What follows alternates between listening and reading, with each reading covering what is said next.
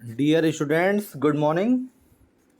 Students, today we discuss about the law of demand in the chapter demand, and this topic plays a very vital role in the whole economics. Okay, let us start. Students, पहले मैं आपको थोड़ा समझा देता हूँ क्या होता है ये, इसका मैं क्रक्स बता दे रहा हूँ. स्टूडेंट्स देखिए, लॉ ऑफ डिमांड क्या बताता है कि जब प्राइस बढ़ती है या घटती है, मतलब प्राइस में अगर कोई परिवर्तन देखने को मिलता है, if there is any change in the price, तो इसका इफेक्ट क्या होता है कि क्वांटिटी डिमांडेड कहीं ना कहीं चेंज आपको देखने को मिलेगा. अगर प्राइस बढ़ेगी तो नॉर्मल क्या है कि आपका क्वांटिटी घटेगा, और प्राइस बढ़ेगी क्वांटिटी घटेगा, तो प्राइस घटने पे क्वांटिटी बढ़ता है. मतलब inverse relationship between the price and the quantity demanded. Okay students, आप अपने स्क्रीन पे देखिए. In our daily life it is normally observe that decrease in price of a commodity leads to increase in demand. देखिए students, पहला ही line बोला कि आप नॉर्मली अपने डेली लाइफ में ऑब्जर्व करते हो. आप खुद अपने लाइफ में ऑब्जर्व करो स्टूडेंट्स कि आप जब किसी प्रोडक्ट के प्राइस को कम पाते हो तो आप उसको क्या करते हो, डिमांड के उसके डिमांड को उसको ज़्यादा खरीदते हो. उसके डिमांड को बढ़ा दोगे या ज़्यादा खरीदोगे. तो such behaviour of consumer has been formulated as law of demand. Okay, इसको क्या बोला गया, लॉ ऑफ डिमांड. अब law of demand states inverse relationship between price and quantity demanded keeping other factors constant. मतलब अदर फैक्टर्स को constant रखना है, और जो अदर फैक्टर्स कांस्टेंट है उसको बोला गया सिटेरियस पैरिबस. ओके, मतलब law of demand price quantity demanded में एक इनवर्स रिलेशनशिप है जिसमें कि अदर फैक्टर्स को हमने कांस्टेंट रखा है, जिसको बोला गया सिटेरियस पैरिबस. और इसी लॉ ऑफ डिमांड का एक दूसरा नाम है स्टूडेंट जिसको बोलते हैं first law of purchase. Okay, अब इसके एजम्पशंस पे हम फोकस करेंगे. अब देखिए स्टूडेंट्स, जो अदर थिंग्स बीइंग कांस्टेंट है, सिटेरियस पैरिबस है, उन्हीं चीज़ों को हम यहाँ पे देखने वाले हैं. ठीक, कौन कौन सी चीज़ें यहाँ पे कांस्टेंट होने वाली हैं. While starting the law of demand, we use the phrase keeping other factors constant or ceteris paribus. Okay, जो आप देखोगे कीपिंग अदर फैक्टर्स कांस्टेंट, जिसको कि हमने ceteris paribus कहा है, ठीक है. This phase is use to cover the following assumptions on which the law of demand, law इस डिमांड बेस करता है. ठीक है, अब देखिए जो एजम्पशंस इसको बोला गया है वो एजम्पशंस कौन कौन से हैं, या अदर थिंग्स बीइंग कांस्टेंट या सिटेरियस पैरिबस. आप वर्ड सिटेरियस पैरिबस याद रखिएगा, ठीक है, क्योंकि मल्टीपल चॉइस क्वेश्चन आने हैं तो ये क्वेश्चन एक बन सकता है. देखिए पहला पॉइंट क्या बोला है, price of substitute goods do not change.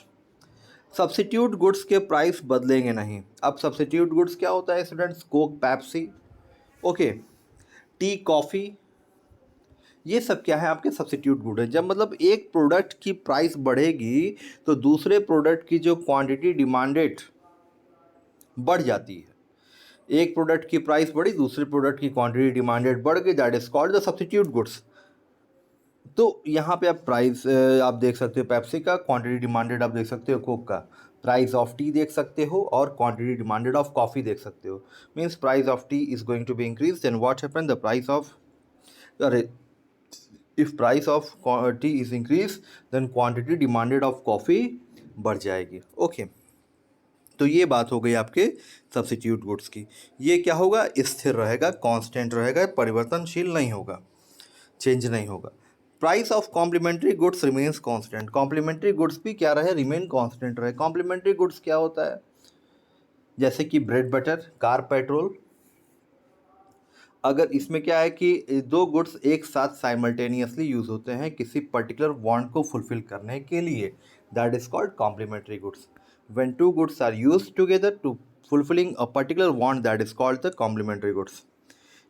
ये भी क्या रहे, स्थिर रहे। फिर क्या बोला है, प्राइस ऑफ कॉम्प्लीमेंट्री गुड्स, अरे income of the consumer remain constant. अगर किसी व्यक्ति पर्सन की अगर क्या है इनकम 50,000 है तो वो ना बढ़े ना घटे, वो कांस्टेंट रहे 50,000 पे। फिर क्या बोला, there is no expectation of change in price in future. कोई भी ऐसा एक्सपेक्टेशन ना हो, मतलब कि ऐसा कोई भी अनुमान ना हो कि भविष्य में प्राइस, फ्यूचर में प्राइस क्या होगा, बदलेगा। बदलेगा मतलब बढ़े या घटेगा। फिर क्या बोल रहा है, taste and preference of the consumer remain the same. Taste और प्रेफरेंस क्या हो, कंज्यूमर का सेम रहे, बदले ना, उनको हैबिट्स क्या है ना बदलें, ठीक है, टेस्ट जो है पुराने उसी में बने रहें।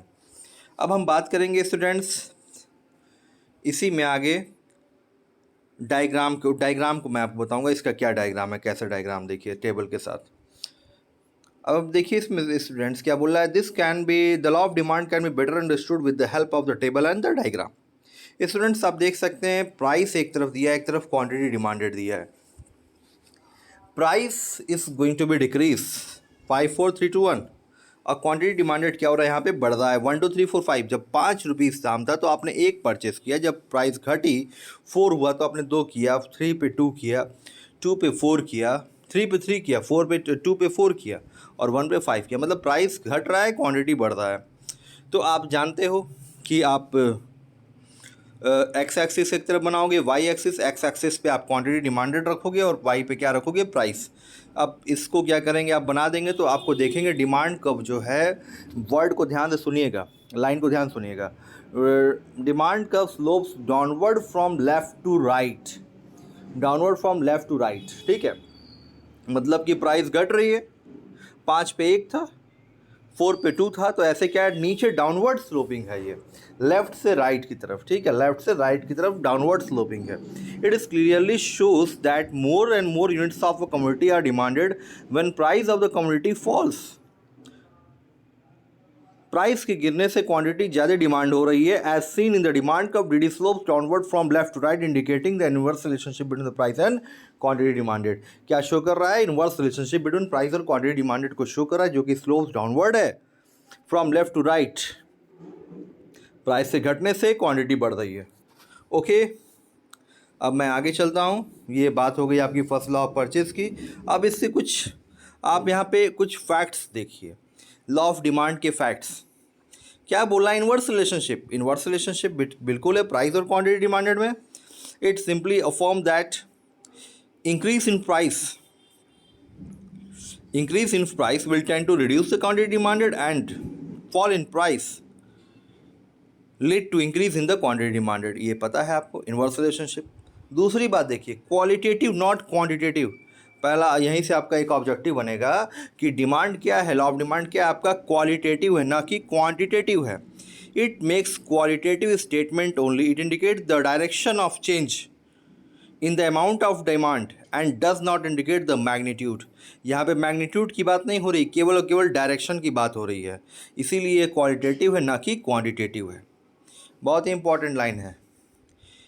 नो प्रोपोर्शनल रिलेशनशिप, इसका मतलब क्या हो गया, it does not establish any proportional relationship between what, change in price and resultant change in demand.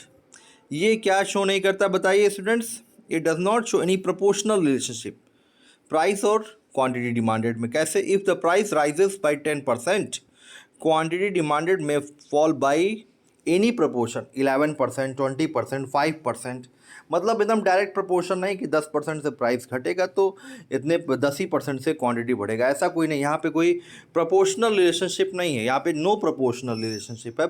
आपको कोई भी यहाँ पे प्रोपोर्शन एकदम डायरेक्ट देखने को नहीं मिलेगा। 10% से घटेगा, 15% से घटेगा, 20%, 25% से क्वांटिटी डिमांडेड बढ़ सकता है। फिर क्या बोल रहा है, one sided. Law of demand is one sided as it only explain the effect of change in price on the quantity demanded. मतलब एक साइडेड, प्राइस का ही यहाँ पे मेन रोल है, प्राइस यहाँ पे हीरो है, ठीक है। It states nothing about the effect of change in quantity demanded on the price. क्या बोला, it states nothing about the effect of change in quantity demanded on the price of the commodity. Price quantity से कोई यहाँ पे मतलब नहीं, quantity कितना ही बढ़ाइए प्राइस यहाँ पे इफेक्ट, यहाँ पे उसको इफेक्ट नहीं करेगा। मतलब price place a vital role in the case of the law of demand. Okay, तो ये 4 पॉइंट्स हो गए, इंपॉर्टेंट फैक्ट्स हो गए।